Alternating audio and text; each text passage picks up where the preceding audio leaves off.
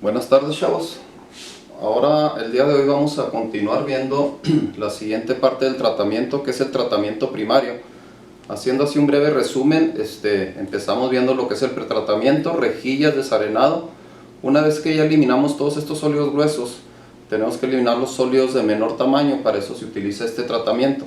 El tratamiento primario nos va a remover partículas de tamaño de diámetro de hasta micrómetros, de hasta 1.5 por 10 a la menos 4 metros, ¿verdad? Son partículas muy pequeñas, básicamente partículas de desechos de alimentos o de desechos de materia fecal que tardaría mucho tiempo o tarda mucho tiempo en sedimentar, por lo cual requieren un depósito o un clarificador muy grande. Obviamente, como veíamos en la vez pasada, entre más grande es el tiempo de retención, pues mayor es el tamaño de mi tanque. En este caso vamos a ver el ejemplo de un clarificador primario. En el tratamiento primario a los tanques se les llaman clarificadores o sedimentadores, ¿verdad? Es más común oír clarificador primario, ¿verdad? Pueden ser de tipo rectangular o pueden ser circular. Aquí lo único que cambiaría es la fórmula que ustedes utilicen para sacar el área. Si es un rectángulo, pues es igual a base por altura, y si es un cilindro o es redondo, pues bueno, va a ser el área de un círculo, ¿sí? Y por radio al cuadrado. ¿Cuáles son los datos que tenemos? Bueno, básicamente nosotros contamos con el caudal de agua que va a entrar al clarificador, ¿verdad? Tenemos un caudal de agua.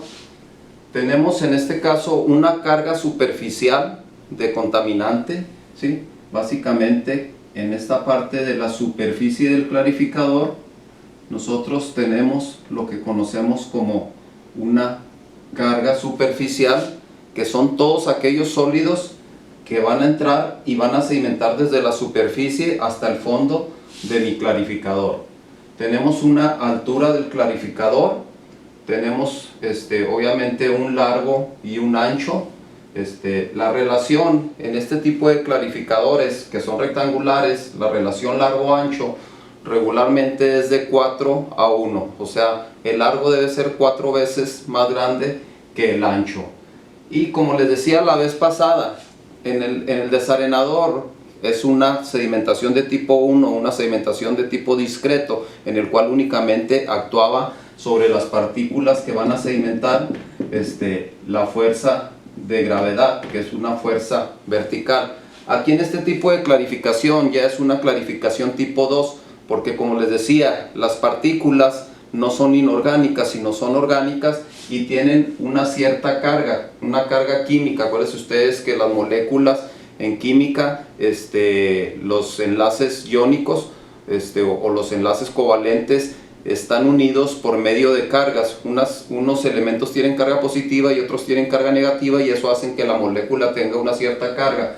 Esas cargas me van a generar que exista una fuerza entre una molécula y otra, que son las fuerzas de cohesión o los factores de fricción, que no solamente es de forma vertical la gravedad va a actuar, sino que van a actuar estas fuerzas químicas, las cuales van a hacer que dos o más moléculas se unan y formen una molécula más grande, la cual sea más pesada y sedimente más rápido. Entonces a esta sedimentación se le conoce como sedimentación tipo 2 o sedimentación floculenta, ¿sí?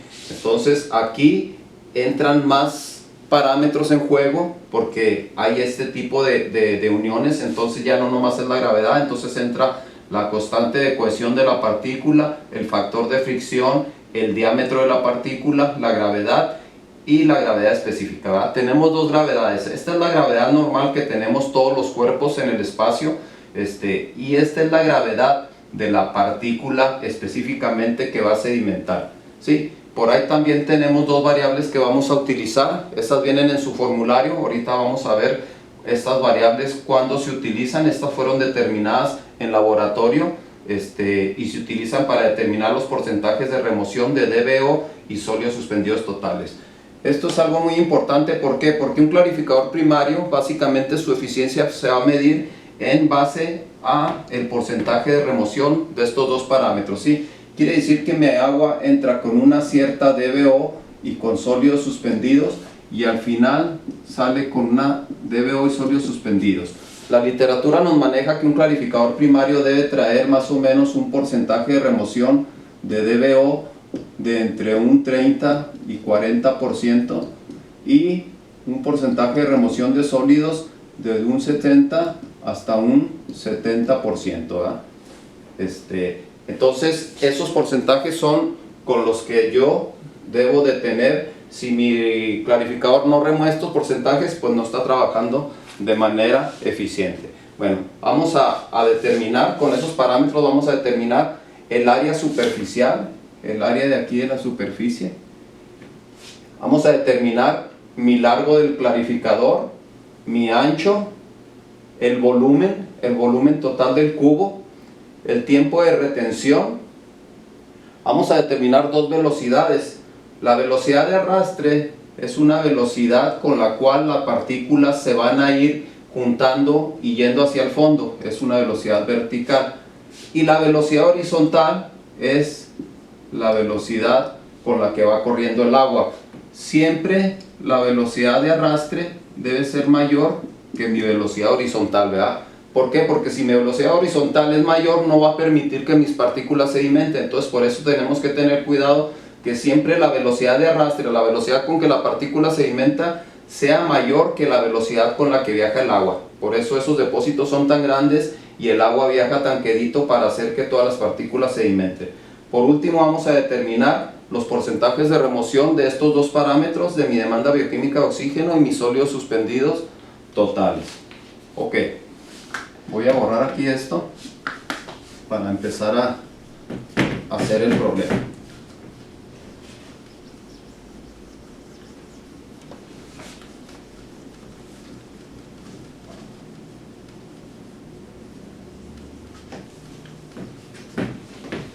Ok. Mi primer cálculo dijimos que era el área superficial de mi clarificador. Y este está dado por el caudal entre la carga superficial, ¿sí? Esta fórmula es un poco diferente a la que veníamos viendo de la de caudal igual área por velocidad. Aquí lo que se utiliza es la carga superficial. Entonces mi área superficial va a ser mi caudal, que en este caso era 20.000 metros cúbicos por día, y tengo una carga superficial de 40 metros cúbicos metros cuadrados día, ¿sí? Entonces aquí básicamente se eliminan metros cúbicos con metros cúbicos y días con días, y me va a quedar unidades de área, metros cuadrados. Entonces mi área superficial 20.000 entre 40 me da 500 metros cuadrados. Mi clarificador tiene un área de 500 metros cuadrados. En el número 2 vamos a determinar el largo y el ancho, ¿sí? Primero hay que ver, porque va a pasar lo mismo que en el desarenador, vamos a tener, si nosotros tenemos que el área es igual al largo por ancho, tenemos dos variables que no conocemos, ¿sí? Pero aquí tenemos una suposición que nos dijeron al inicio, en la cual nos dijeron que el largo, la relación largo-ancho es igual a 4:1. Quiere decir que mi largo es igual a 4 veces mi ancho. Entonces con esta fundamentación podemos poner esta fórmula en función del ancho. Entonces mi largo es 4 veces W, porque me dijeron que era 4 veces el ancho por W.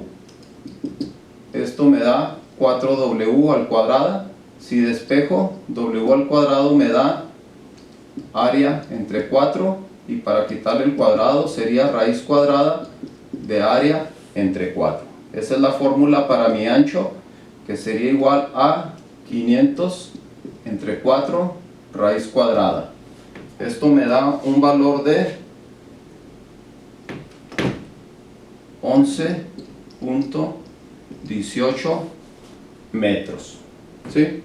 Este sería mi ancho, y mi largo, pues ya nada más sustituyo el ancho. Mi largo me dicen que es 4 veces el el ancho. Entonces mi largo es igual a 4 por 11.18 metros.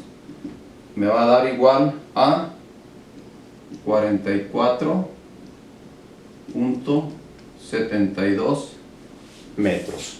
¿Sí? Este ya simplemente nomás sustituye el valor de W acá en la fórmula, ¿va? El número 4 es el volumen. El volumen de un cubo es igual a largo por ancho por alto. ¿Sí? Volumen es igual a largo por ancho por alto.